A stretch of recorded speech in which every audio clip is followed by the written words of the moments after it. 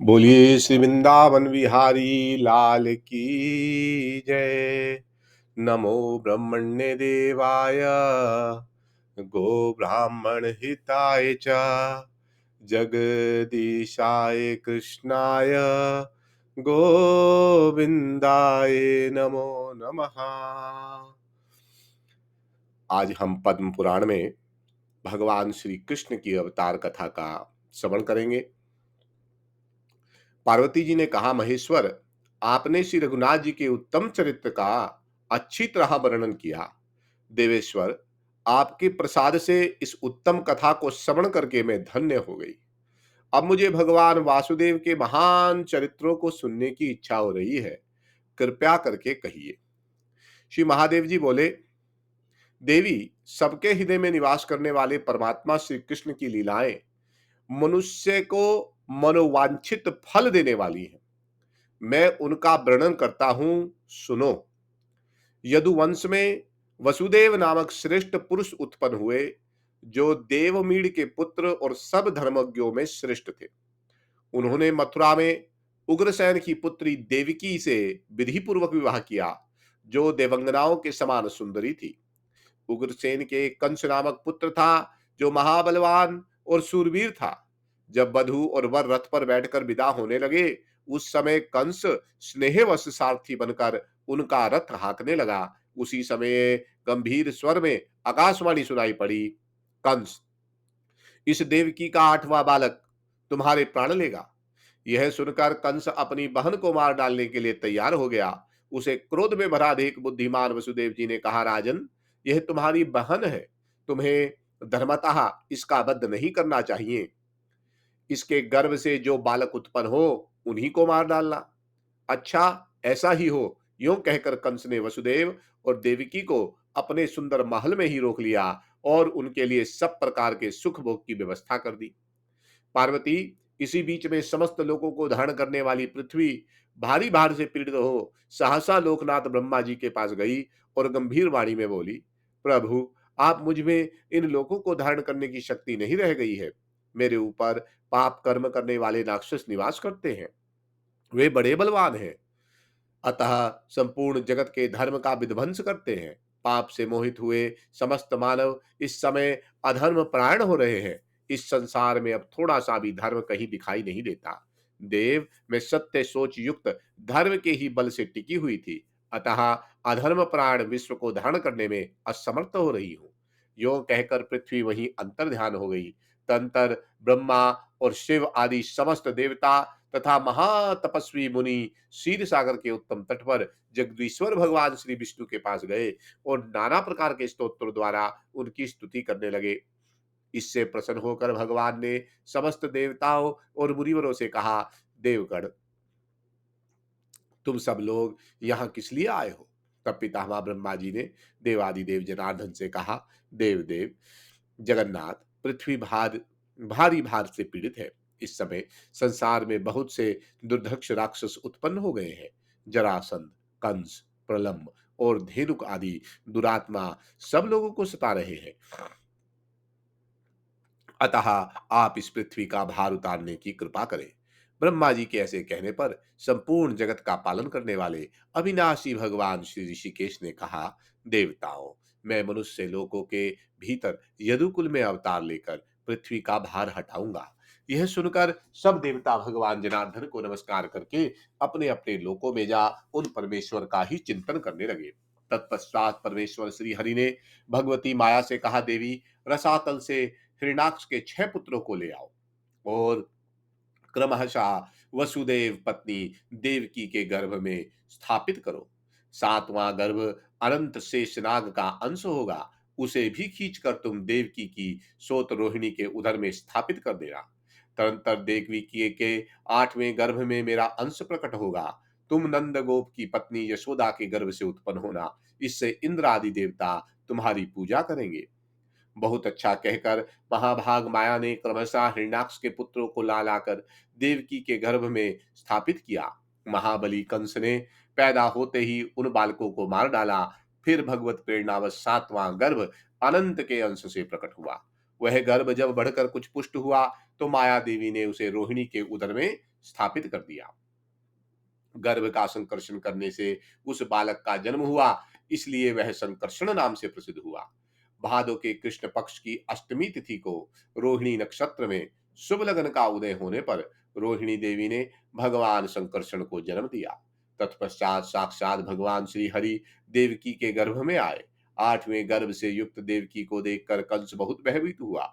उस समय समस्त देवताओं के मन में उल्लास छा रहा था। वे विमान पर बैठे हुए आकाश से ही देवकी देवी की स्तुति किया करते थे। तदनंतर 10वां महीना आने पर श्रावण मास की कृष्ण अष्टमी को आधी रात के समय श्री हरि का अवतार हुआ। वसुदेव के पुत्र होने से वे सनातन भगवान वसुदेव कहलाए। संपूर्ण जगत के स्वामी भगवान श्री कृष्ण को देखकर वसुदेव जी हाथ जोड़कर नमस्कार करके उन जगन्मय प्रभु की स्तुति करने लगे। जगन्नाथ, आप भक्तों की इच्छा पूर्ण करने के लिए साक्षात कल्प वृक्ष हैं। प्रभु, आप स्वयं मेरे यहाँ प्रकट हुए हैं। मैं कितना भाग्यवान हूँ। अहो, आज धरणीधर भगवान इस धरती के ऊपर मेरे पुत्र रूप से अवतीर्ण हुए हैं। पुरुषोत्तम, आपके इस अद्भुत ऐश्वर्य रूप को देखकर महाबली एवं पापाचारी दानव सहन नहीं कर सकेंगे।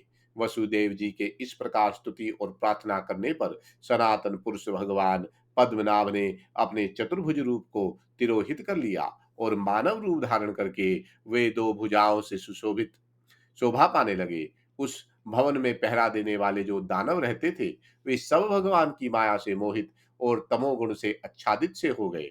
इसी समय मौका पाकर भगवान की आज्ञा अनुसार वसुदेव जी भगवान को गोद में ले तुरंत ही नगर से बाहर निकल गए। उस समय सब देवता उनकी स्तुति कर रहे थे। मेघ पानी बरसाने लगे।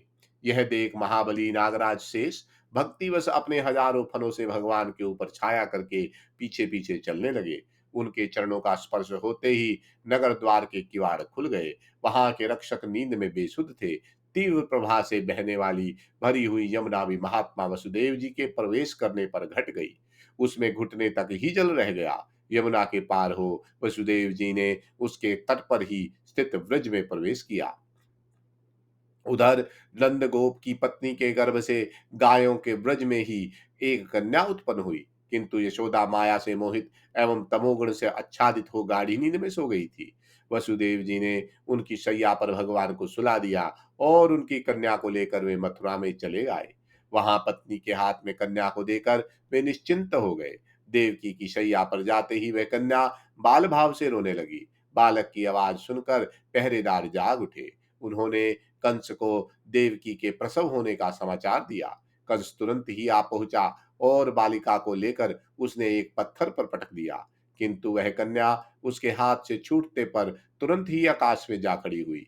वह कंस के सिर में लात मारकर ऊपर गई और 8 भुजा वाली देवी के रूप में दर्शन दे उससे बोली, ओ मूर्ख, मुझे पत्थर पर पटकने से क्या हुआ? जो तुम्हारा वध करने वाला है उनका जन्म तो हो गया। जो संपूर्ण जगत की सृष्टि पालन और संहार करने वाले हैं, वे भगवान इस संसार में अवतार ले चुके हैं। वे ही तुम्हारे प्राण लेंगे।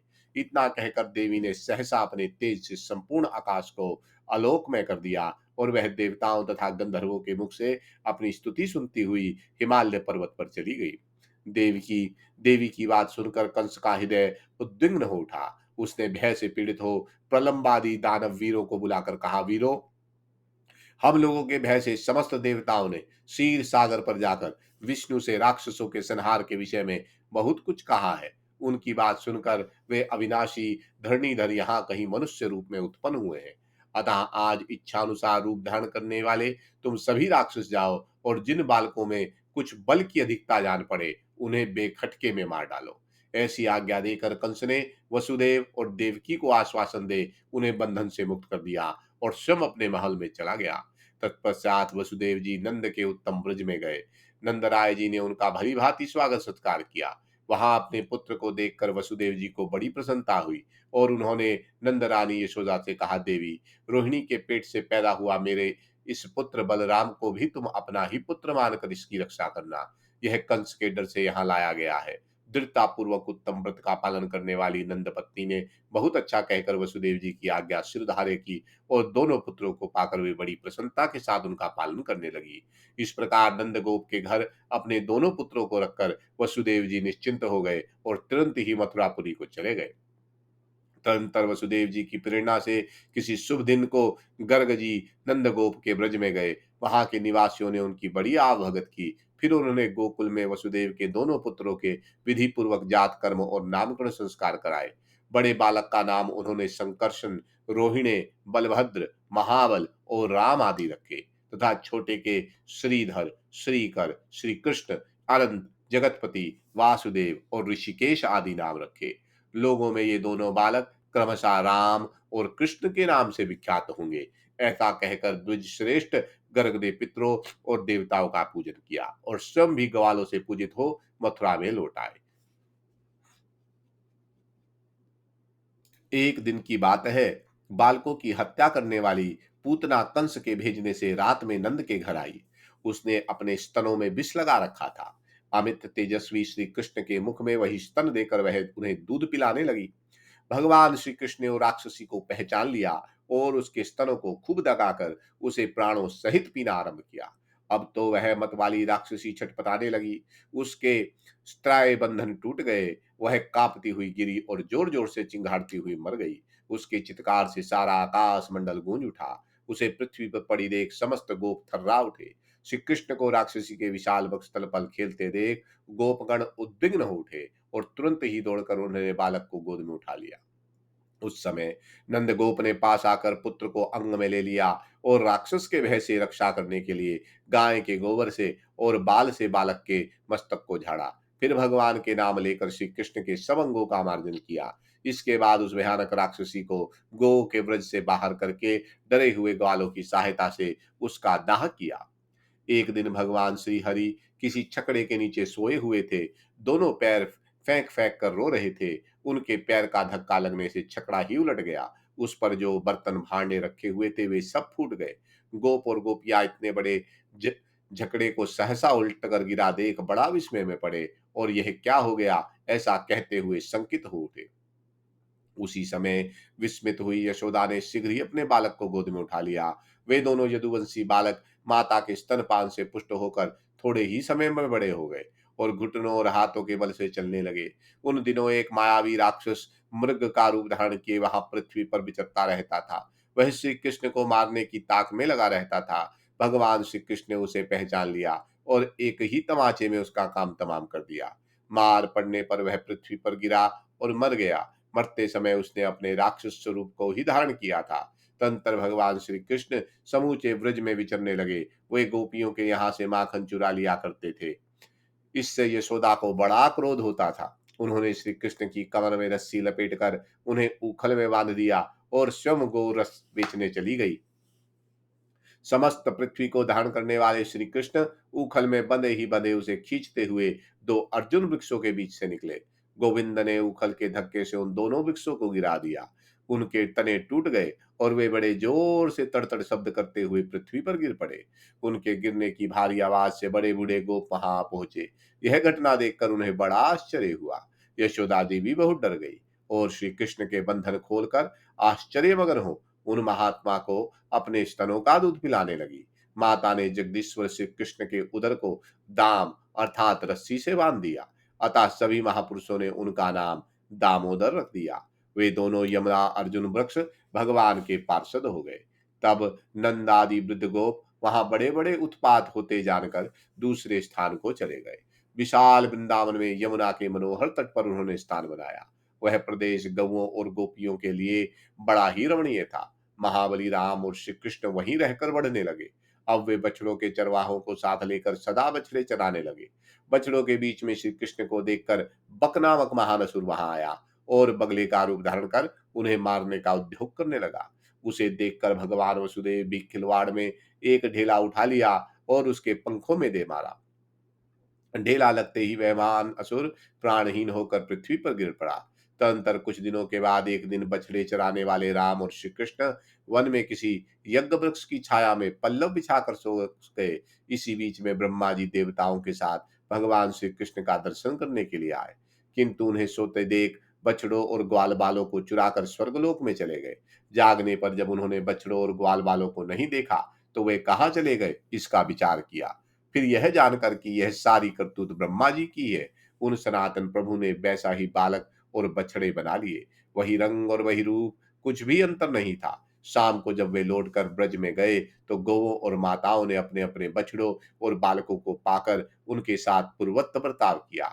इस प्रकार 1 वर्ष का समय व्यतीत हो गया। तब प्रजापति ने उन बछड़ों और बालकों को पुनः ले जाकर भगवान को समर्पित किया और हाथ जोड़ विनीत भाव से प्रणाम करके भयभीत होकर कहा, नाथ, मैंने इन बछड़ों का अपहरण करके आपका महान अपराध किया है। शरणागत वत्सल, मैं आपकी शरण में आया हूँ, मेरे इस अपराध को क्षमा कीजिए। यूं कहकर पुनः श्री हरि के चरणों में बारंबार प्रणाम किया और बछड़ों को उन्हें सौंपकर पुनः अपने लोक में चले गए। महातपस्वी ब्रह्मा जी भगवान के उस बाल रूप को हृदय में धारण करके देवताओं को साथ ले बड़ी प्रसन्नता के साथ पधारे। इसके बाद श्री कृष्ण बछड़ों के साथ नंद के गोकुल में चले गए। इसके कुछ दिनों के पश्चात यदु श्रेष्ठ श्री कृष्ण ग्वालों को साथ लेकर यमुना के कुंड में गए। वहां बड़ा विशाला और बलवान नागराज कालिया रहता था। उसके हजारों फन थे, किंतु भगवान ने अपने एक ही पैर से उसके हजारों फनों को कुचल डाला और जब वह प्राण संकट में पड़ गया तो होश में आने पर उसने भगवान की शरण ली। उसका सारा विष तो निकल गया था। शरण में आने पर भगवान ने उसकी रक्षा की। वह गरुड़ के भय से इस कुंड में आकर रहता था, इसलिए भगवान ने उसके मस्तक पर अपने चरण चिन्ह स्थापित करके उसको कालंदी कुंड से निकाल दिया। उसने अपने स्त्री पुत्रों के साथ तुरंत ही उस कुंड को छोड़ दिया और भगवान गोविंद को नमस्कार करके अन्यत्र की राह ली। उसके किनारे के जो वृक्ष कालिया के विष से दग्ध हो गए थे, वे श्री कृष्ण की कृपा दृष्टि पड़ते ही फलने फूलने लगे। तत्पश्चात समय अनुसार भगवान ने कुमार अवस्था में पदार्पण किया। अब वे सर्वदेव में प्रभु गौओं के साथ चरवाही करने लगे। वे अपने समान अवस्था वाले ग्वालों के साथ ले मनोहर वृंदावन में बलराम जी के साथ विचारा करते थे। वहां एक अत्यंत भयानक असुर था जो अजगर सांप के रूप में रहा करता था। वह विशाल काय दैत्य मेरु पर्वत के समान भारी था, परंतु भगवान श्री कृष्ण ने उसको भी मौत के घाट उतार दिया। इसके बाद वे धेनुकासुर के वन में गए, जो ताड़ के वृक्ष से बहुत सघन प्रतीत होता था। उसके भीतर धेनुक नामक एक पर्वताकार दानव रहता था, जिसको परास्त करना बहुत ही कठिन था। वह सदा गधे के रूप में वहां रहा करता था। भगवान ने उसके दोनों पैर पकड़कर ऊपर फेंक दिए और एक ताड़ के वृक्ष से उसको मार डाला। फिर तो वन में वे ग्वाल खेलते फिरे। उस वन से निकलने पर वे तुरंत ही भांडीर वट के पास आ गए और बलराम तथा कृष्ण के साथ बोलचित खेल खेलने लगे बालोचित खेल खेलने लगे। उस समय प्रलंब नामक राक्षस गोप का रूप धारण करके वहां आया और बलराम जी को अपनी पीठ पर चढ़ा आकाश की ओर उड़ चला। तब बलराम जी ने उस राक्षस समझकर बड़े शोक के साथ, रोष के साथ मुक्के से मस्तक पर मारा और उस प्रहार से राक्षस का शरीर तिलमिला उठा और वह अपने वास्तविक रूप में आकर बड़े भयंकर स्वर में चित्कार करने लगा। उसका मस्तक और शरीर फट गया और वह खून से लथपथ हो पृथ्वी पर गिरकर मर गया। इसके बाद एक दिन संध्या काल में अरिष्ट नामक दैत्य बैल का आकार धारण किए ब्रज में आया और श्री कृष्ण को मारने के लिए बड़े जोर जोर से गर्जना करने लगा। उसे देख समस्त गो भय से पीड़ित हो इधर उधर भाग गए। श्री कृष्ण ने उस भयंकर दैत्य को आया देख एक ताड़ का वृक्ष उखाड़ लिया और उसके दोनों सिंगों के बीच दे डाला। उसके सिंग टूट गए, मस्तक फट गया, वह रक्त वमन करता हुआ बड़े बेग से गिरा और जोर जोर से चित्कार करके मर गया।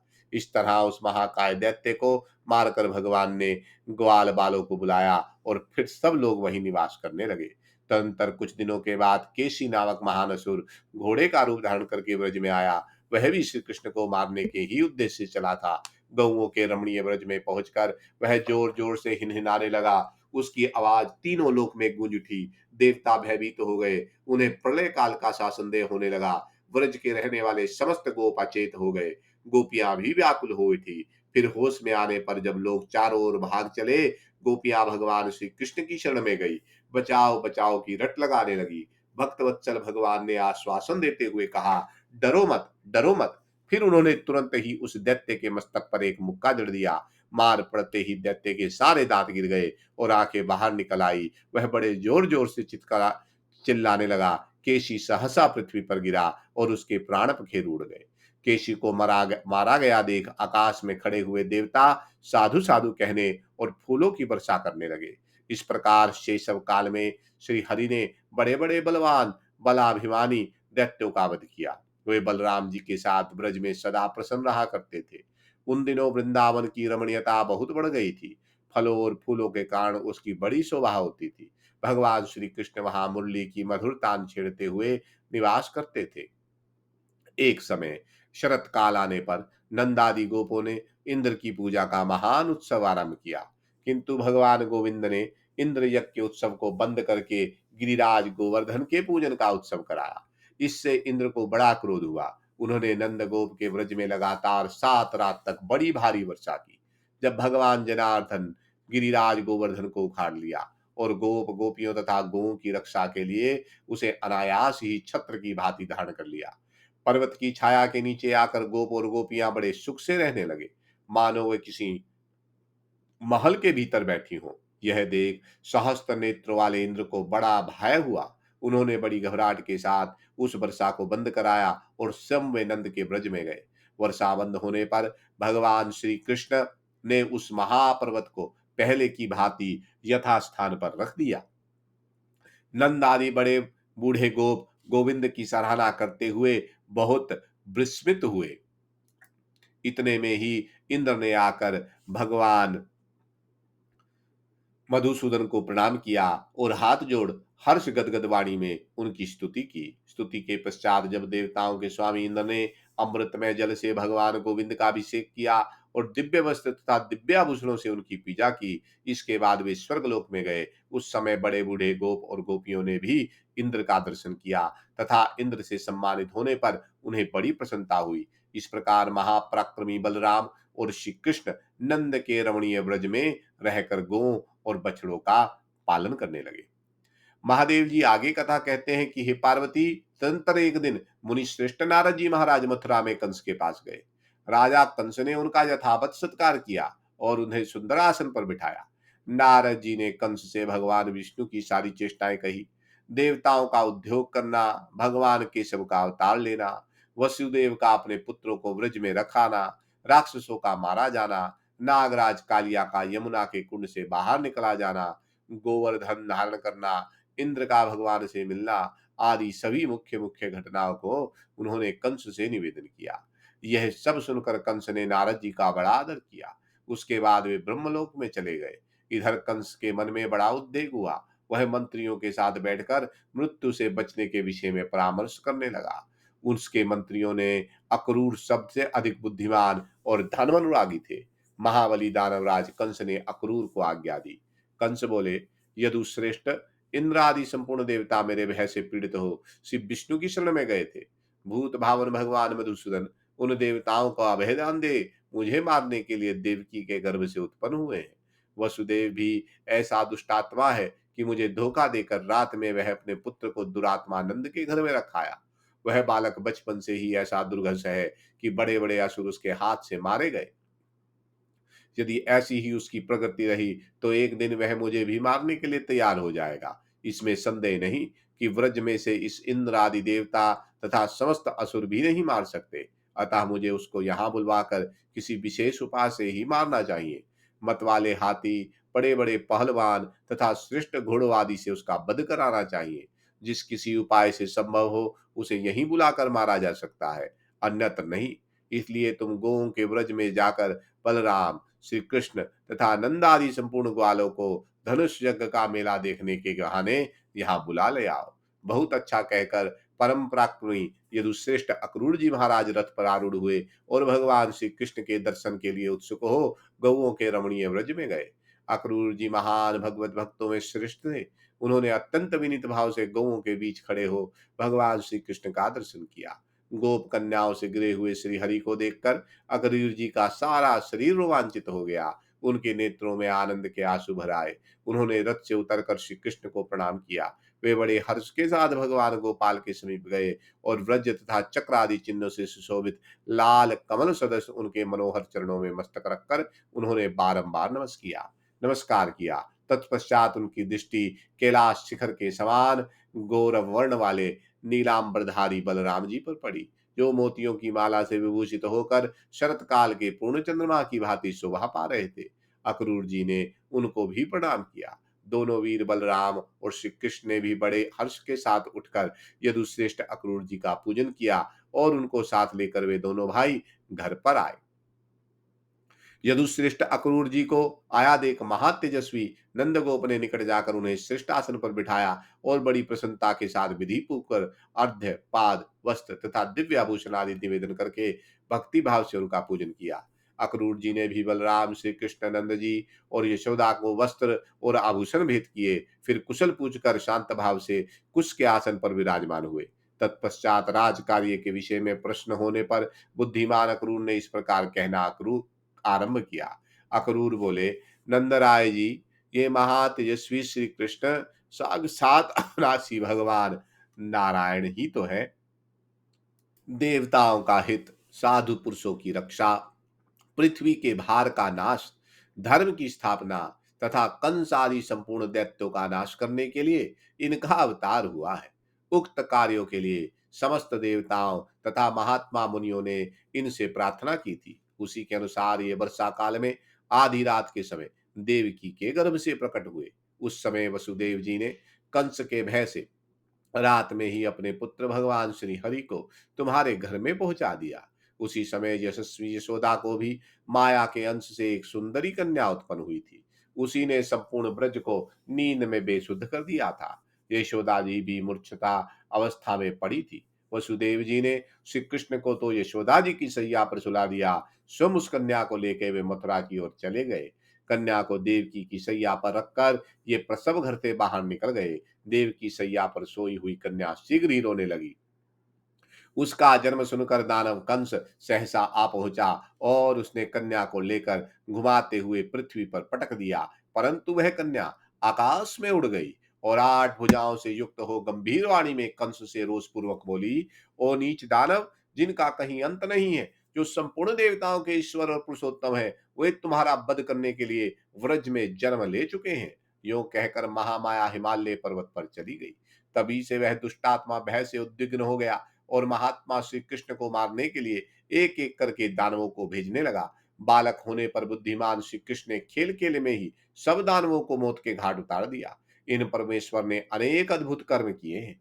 गोवर्धन धारण, नागराज कालिया का निर्वासन, इंद्र से समागम और संपूर्ण राक्षसों का संहार आदि सारे कर्म श्री कृष्ण के ही किए हुए हैं।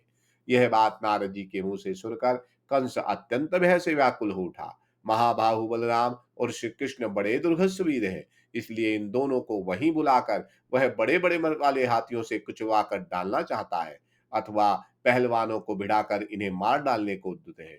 श्री कृष्ण को बुला ले आने के लिए ही उसने मुझे यहाँ भेजा है। यही सब उस दुष्ट दानव की चेष्टा है जिसे मैंने बता दिया। अब आप समस्त ब्रजवासी दही घी आदि लेकर कल सवेरे धनुष यज्ञ का उत्सव देखने के लिए मथुरा में चले। बलराम, श्री कृष्ण और समस्त गोपों को राजा के पास चलना है।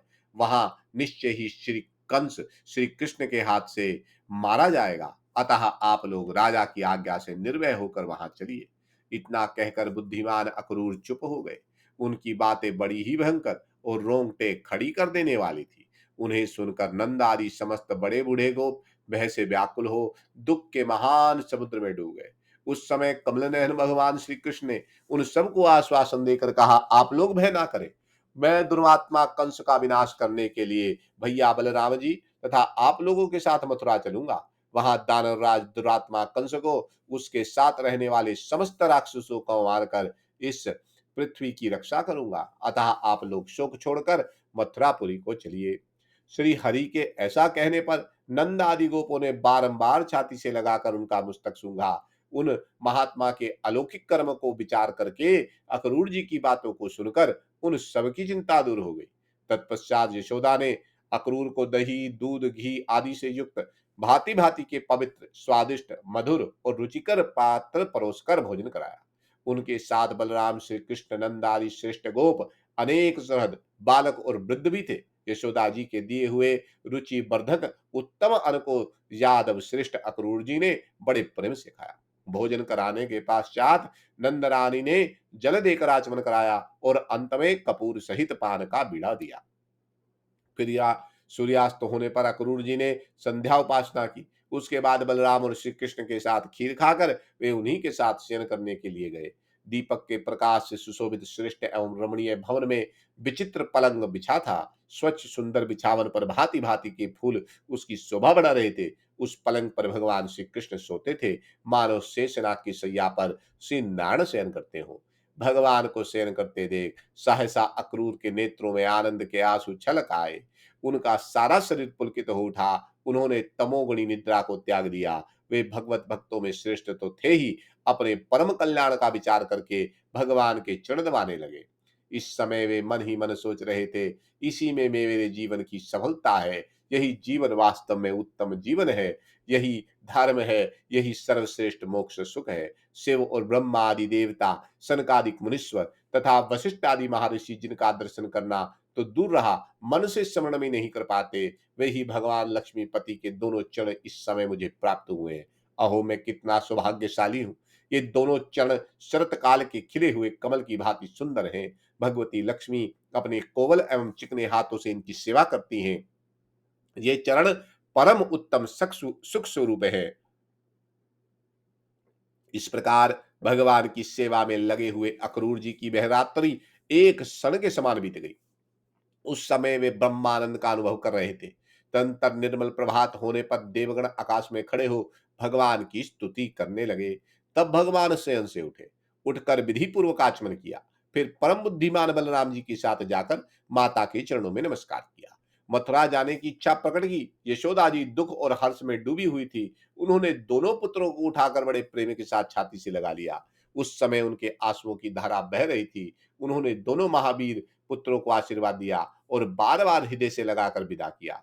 अक्रूर ने भी हाथ जोड़कर यशोदा जी के चरणों में प्रणाम किया और कहा, महाभागे, अब मैं जाऊंगा, मुझ पर कृपा करो। ये महाबाहु श्री कृष्ण महाबली कंस को मारकर संपूर्ण जगत के राजा होंगे, इसमें तनिक भी संदेह नहीं है। अतः देवी, तुम शोक छोड़कर सुखी हो जाओ। ऐसा कहकर अक्रूर जी नंद रानी से विदा ले बलराम और श्री कृष्ण के साथ उत्तम रथ पर आरूढ़ हुए और तीव्र गति से मथुरा की ओर चले। उनके पीछे नंद आदि बड़े बड़े गोप भांति भांति के फल तथा बहुत से दही घी आदि लेकर गए। श्री हरि को रथ पर बैठाकर व्रज से जाते देख समस्त गोपंगनाएं भी उनके पीछे पीछे चली। उनका हृदय शोक से संतप्त हो रहा था। वे हे कृष्ण, हे गोविंद कहकर बारंबार रोती और विलाप करती थी। श्री हरि ने उन सबको समझा बुझा कर लौटाया। उनके नेत्रों में आंसू भर आए। वे दीन भाव से रोती हुई खड़ी रही। इसके बाद अक्रूर जी ने अपने दिव्य रथ को ब्रज से मथुरा की ओर बढ़ाया। शीघ्र ही यमुना के पार होकर उन्होंने रथ को किनारे खड़ दिया और स्वयं उससे उतरकर वे स्नान और अन्य आवश्यक कृत्य करने की तैयारी करने लगे। भक्त प्रवर अक्रूर ने यमुना के उत्तम जल में जाकर डुबकी लगाई और अघर्मर्षण मंत्र का जप आरंभ किया। उस समय उन्हें श्री बलराम और तथा कृष्ण दोनों ही जल के भीतर दिखाई दिए। उन्हें देखकर अक्रूर जी को बड़ा विस्मय हुआ। तब उन्होंने उठकर रथ की ओर देखा, किंतु वहां भी वे दोनों महावीर बैठे दृष्टिगोचर हो रहे थे। तब पुनः जल में डुबकी लगाकर वे युगल मंत्र का जप करने लगे। उस समय उन्हें श्री सागर में शेषनाग की शैया पर बैठे हुए लक्ष्मी सहित श्री हरि का दर्शन हुआ। सनकादिक मुनि उनकी स्तुति कर रहे थे। संपूर्ण देवता सेवा में खड़े थे। इस प्रकार सर्वव्यापी ईश्वर को देखकर यदुश्रेष्ठ अक्रूर ने उनका सत्वन किया। स्तुति करने के पश्चात सुगंधित कमल पुष्प से भगवान का पूजन किया। अपने को कृत्य कृत्य मानते हुए वे यमुना जल में बलराम और श्री कृष्ण के समीप आए। वहां आकर अक्रूर जी ने उन दोनों भाइयों को भी प्रणाम किया। भगवान श्री कृष्ण ने उन्हें आश्चर्य मग्न और विनीत भाव से खड़ा देख पूछा, कहिए अक्रूर जी, आपने जल में कौन सी आश्चर्य की बात देखी है? यह सुनकर अक्रूर जी ने महातेजस्वी श्री कृष्ण ने कहा, प्रभु, आप सर्वत्र व्यापक हैं। आपकी महिमा से क्या आश्चर्य की बात हो सकती है? ऋषिकेश, यह संपूर्ण जगत आप ही का तो स्वरूप है। इस प्रकार स्तुति करके जगदीश्वर गोविंद को प्रमाण कर अक्रूर जी उन दोनों भाइयों के साथ पुनः दिव्य रथ पर आरूढ़ हो तुरंत ही देव निर्मित मथुरापुरी में जा पहुंचे। वहां नगर द्वार पर बलराम और श्री कृष्ण को बिठाकर वे अंतःपुर में गए और राजा कंस से उनके आगमन का समाचार सुनाकर उसके द्वारा सम्मानित हो पुनः अपने घर को चले गए। तदंतर संध्या के समय महाबली बलराम और श्री कृष्ण एक दूसरे का हाथ पकड़े मथुरापुरी के भीतर गए। वे दोनों राजमार्ग से जा रहे थे। इतने में ही उनकी दृष्टि कपड़ा रंगने वाले एक रंगरेज पर पड़ी, जो दिव्य वस्त्र लिए राजभवन की ओर जा रहा था। बलराम सहित परम पराक्रमी श्री कृष्ण ने उन वस्त्रों को अपने लिए मांगा, किंतु रंग रेज ने वे वस्त्र उन्हें नहीं दिए। इतना ही नहीं, उसने सड़क पर खड़े हुए उनको बहुत से कटु वचन भी सुनाए। तब महाबली श्री कृष्ण ने रंगरेज के मुंह पर एक तमाचा जड़ दिया। फिर तो वह मुंह से रक्त बमन करता हुआ मार्ग में ही मर गया। बलराम और श्री कृष्ण ने अपने बंधु बांधवों, ग्वाल ग्वालों के साथ उन सुंदर वस्त्रों को यथा योग्य धारण किया। फिर वे माली के घर पर गए। उसने उन्हें देखते ही नमस्कार किया और दिव्य सुगंधित पुष्पों से प्रसन्नता पूर्वक उनकी पूजा की। तब उन दोनों यादव वीरों ने माली को मनोवांछित वरदान दिया। अब वे गली के राह से घूमने लगे। सामने से एक सुंदर मुख वाली युवती आती दिखाई दी, जो हाथ में चंदन का पात्र लिए हुए थी। वह स्त्री कुब्जा थी। उन दोनों भाइयों ने उससे चंदन माना। कुब्जा ने मुस्कुराते हुए उन्हें चंदन प्रदान किया। चंदन लेकर उन्होंने इच्छानुसार अपने शरीर में लगाया और कुब्जा को परम मनोहर रूप देकर वे आगे के मार्ग पर बढ़ गए। नगर की स्त्रियां सुंदर मुख वाले उन दोनों सुंदर कुमारों को प्रेम पूर्वक निहारती रही। इस प्रकार वे अपने अनुयायियों सहित यज्ञशाला में पहुंचे। वहां दिव्य धनुष रखा था, उसकी पूजा की गई थी। भगवान मधुसूदन ने देखते ही उस धनुष को उठा लिया और खेल खेल में ही उसे तोड़ डाला।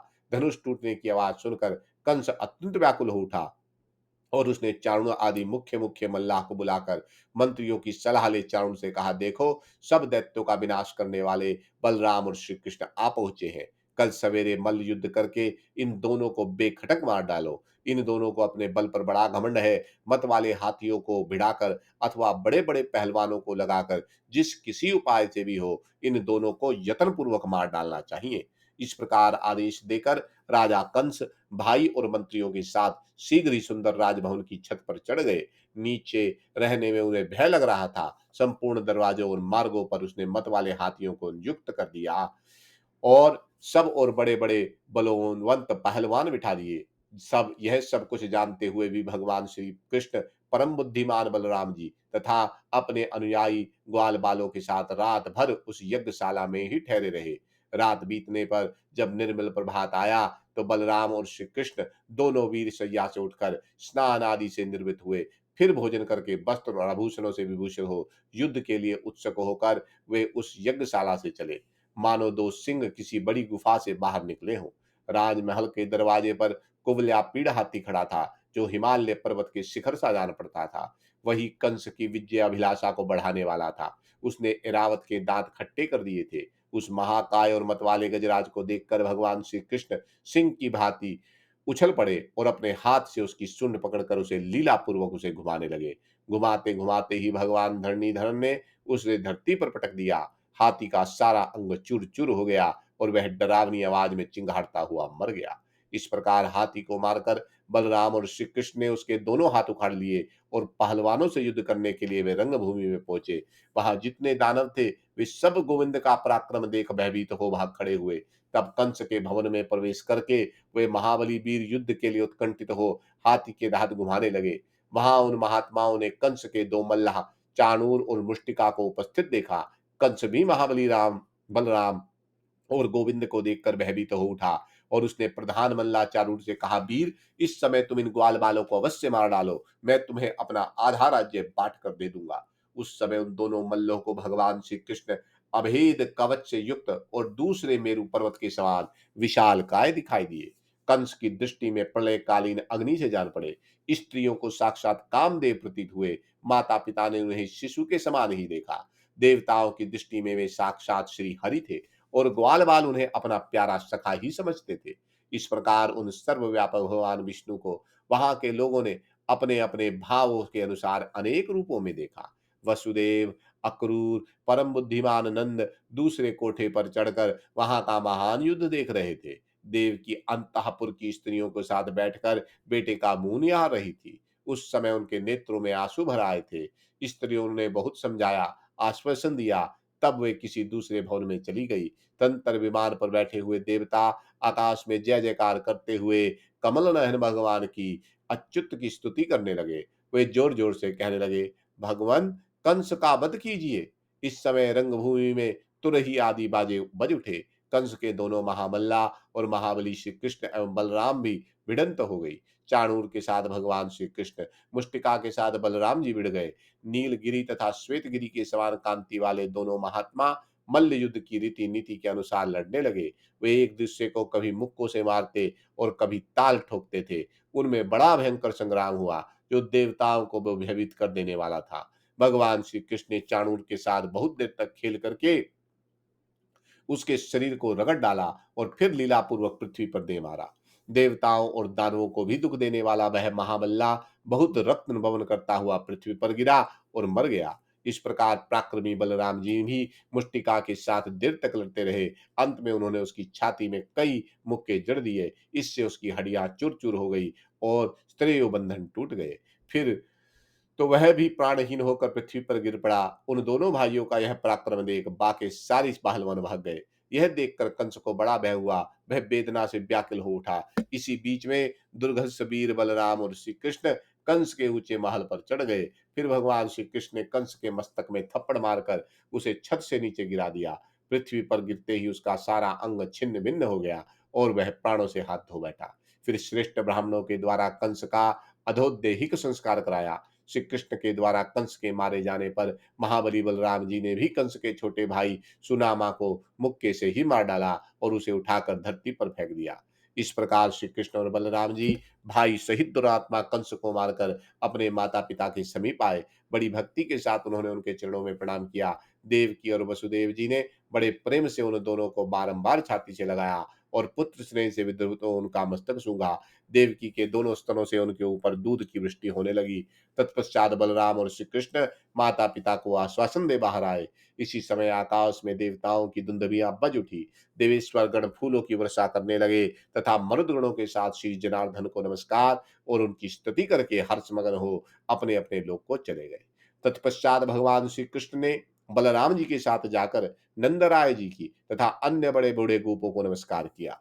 धर्मात्मा नंद ने बड़े स्नेह के साथ उन दोनों को गले से लगा लिया। फिर भगवान जनार्दन ने उन सबको बहुत से रत्न और धन भेंट किए। नाना प्रकार के वस्त्र, आभूषण तथा प्रचुर धन धान्य देकर उन सब का पूजन किया। इस प्रकार श्री कृष्ण को विदा करने पर नंद आदि गोप हर्ष और शोक में डूबे हुए वहां से ब्रज में लौट गए।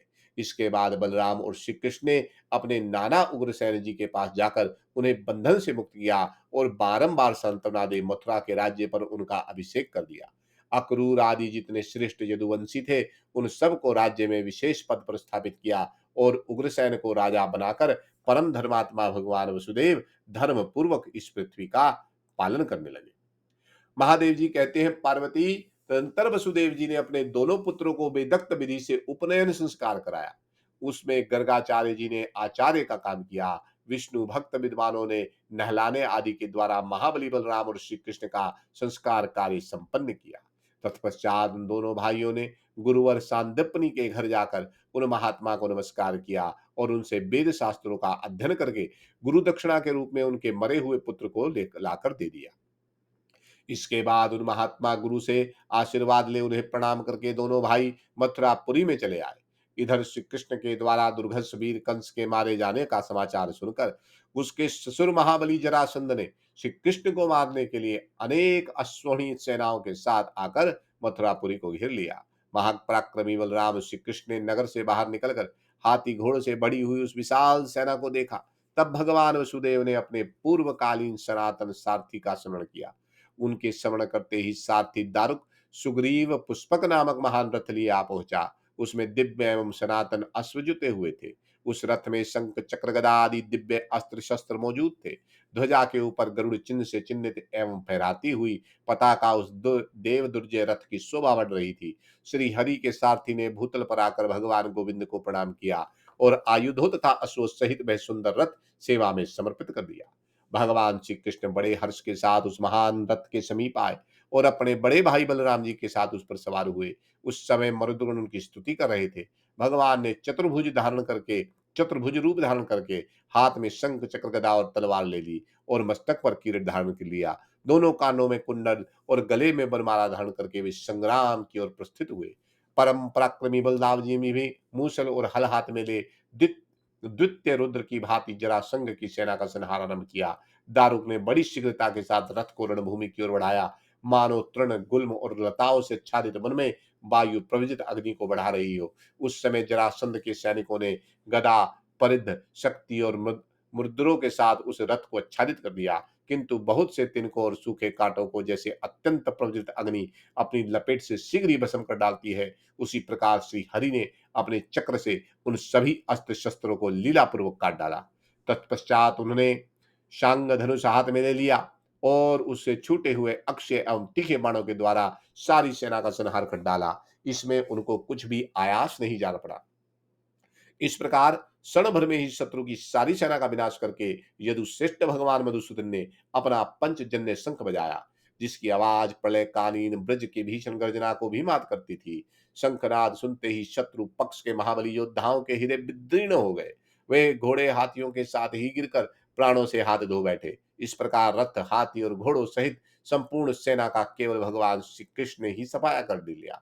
जब उस सेना में कोई वीर जीवित ना बचा, तब संपूर्ण देवता प्रसन्नचित्त होकर भगवान के ऊपर फूल बरसाने और उन्हें साधुवाद देने लगे। इस प्रकार पृथ्वी का सारा भार उतारकर देवताओं के मुंह से स्तुति सुनते हुए भगवान धरणीधर उस युद्ध के महाने पर बड़ी शोभा हुई। अपनी सेना को मारी गई देख खोटी बुद्धि वाला पराक्रमी वीर जरासंध तुरंत ही बलराम जी के साथ लोहा लेने के लिए आया। वे दोनों ही वीर युद्ध से पीछे हटने वाले नहीं थे। उनमें बड़ा भयंकर संग्राम हुआ। बलराम जी ने हल उठाकर उससे जरासंध के सारथी सहित रथ को चौपट कर डाला और महाबली जरासंध को भी पकड़कर वे मूसल उठा उसे मार डालने को तैयार हो गए। जैसे सिंह महान गजराज को दबोच ले, उसी प्रकार बलराम जी ने नृपश्रेष्ठ जरासंध को प्राण संकट की अवस्था में डाल दिया। यह देख भगवान श्री कृष्ण ने अपने बड़े भाई बलराम जी से कहा, भैया इसका वध ना कीजिए। इस प्रकार महामती धर्मात्मा श्री कृष्ण ने जरासंध को छुड़वा दिया। श्री कृष्ण के कहने से अविनाशी वीर संकर्षण ने शत्रु को छोड़ दिया। इसके बाद वे दोनों भाई रथ पर बैठकर मथुरापुरी में लौट आए। उधर जरासंध महापराक्रमी काल यवन के यहाँ गया। काल यवन के पास बहुत बड़ी सेना थी। वहां पहुंचकर उसने वसुदेव के दोनों पुत्रों के पराक्रम का वर्णन किया। दानवों का वध, कंस का मारा जाना, अनेक अक्षौणी सेना का संहार और अपनी पराजय आदि श्री कृष्ण के सारे चरित्र का हाल कह सुनाया। यह सब सुनकर काल यवन को बड़ा क्रोध हुआ और उसने महान बलि एवं पराक्रमी मलेच्छों की बड़ी भारी सेना के साथ मथुरा का अपहरण किया। मगध राज के महाबली सैनिक भी उसकी सहायता के लिए आ गए थे। जरासंध को साथ लेकर महान अभिमानी काल यवन बड़ी तेजी के साथ चला। उसकी विशाल सेना से अनेक जनपदों की भूमि आच्छादित हो गई थी। उस बलवान वीर ने मथुरा को चारों ओर से घेर लिया और अपनी महासेना का पाड़ाव डाल दिया। उस समय भगवान श्री कृष्ण ने पूर्ववासियों के कुशल क्षेम का विचार करके सबके रहने के लिए समुद्र से भूमि मांगी। समुद्र ने 30 योजन विस्तृत भूमि दे दी। तब श्री कृष्ण ने वहीं द्वारका नाम की सुंदर भूमि बनवाई, जो अपनी शोभा से इंद्र की अमरावती को बात करती थी। भगवान जनार्दन से मथुरा में सोए हुए पूर्ववासियों को उसी अवस्था में उठाकर रात भर में ही द्वारका पहुंचा दिया। सवेरे जागने पर उन्होंने स्त्री पुत्र सहित अपनी सोने के महल में बैठा पाया। इससे उनके आश्चर्य का ठिकाना ना रहा। प्रचुर धन धान्य और दिव्य वस्त्राभूषण से भरे हुए सुंदर ग्रह, जहां भय का नाम भी नहीं था, पाकर संपूर्ण यादव बड़ी प्रसन्नता के साथ वहां रहने लगे। जैसे स्वर्ग में देवता सुखी रहते हैं, उसी प्रकार द्वारकापुरी में वहां के सभी निवासी अत्यंत प्रसन्न थे। मथुरा वासियों को द्वारका में पहुंचाने के बाद महाबली बलराम और श्री कृष्ण काल यवन से युद्ध करने के लिए मथुरा से बाहर निकले। एक और महारथी बलराम जी ने हल और मूसल लेकर बड़े रोष के साथ यवनों की विशाल सेना का संहार आरंभ किया और दूसरी ओर देवकी नंदन भगवान श्री कृष्ण ने षडंग धनुष लेकर उससे छूटे हुए अग्निशिखा के सदस्य तेजस्वी बाणों द्वारा मलेच्छों की संपूर्ण विशाल वाहिनी को भस्म कर डाला। महाबली काल यवन ने अपनी सेना को मारी गई देख भगवान वसुदेव के साथ गदा युद्ध आरंभ किया। भगवान श्री कृष्ण भी बहुत देर तक यवनों का संहार करके युद्ध में से विमुख होकर भागे। काल यवन ने ठहरो ठहरो की पुकार लगाते हुए बड़े वेग से उनका पीछा किया। परम बुद्धिमान भगवान श्री कृष्ण शीघ्र ही एक पर्वत की कंदरा में घुस गए। वहां महामुनि राजा मुचकुंद सोए थे। भगवान श्री कृष्ण जहां काल यवन की दृष्टि ना पड़ सके, ऐसे स्थान में खड़े हो गए। काल यवन भी महान धीर वीर था। वह हाथ में गदा लिए श्री कृष्ण को मारने के लिए उस कंदरा में घुस आया।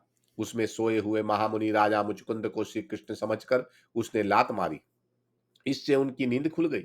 उन्होंने क्रोध से लाल लाल आंखें करके हुंकार किया। उनके हुंकार शब्द तथा उनके रेश भरी दृष्टि पड़ने से काल यवन प्राणहीन हो गया, जलकर भस्म हो गया।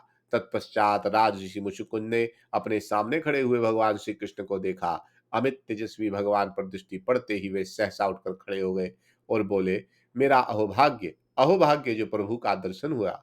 इतना कहते कहते उनके सारे शरीर में रोमांच हो आया, नेत्रों में आनंद के आंसू छलक आए। उन्होंने जय जय कर करके भगवान को बारंबार प्रणाम किया और सत्वन करते हुए कहा, परमेश्वर, आपके दर्शन से मैं धन्य हो गया, कृतकृत्य हो गया। आज मेरा जन्म जीवन दोनों सफल हो गए। इस प्रकार स्तुति करके उन्होंने गोविंद को पुनः बारंबार प्रणाम किया।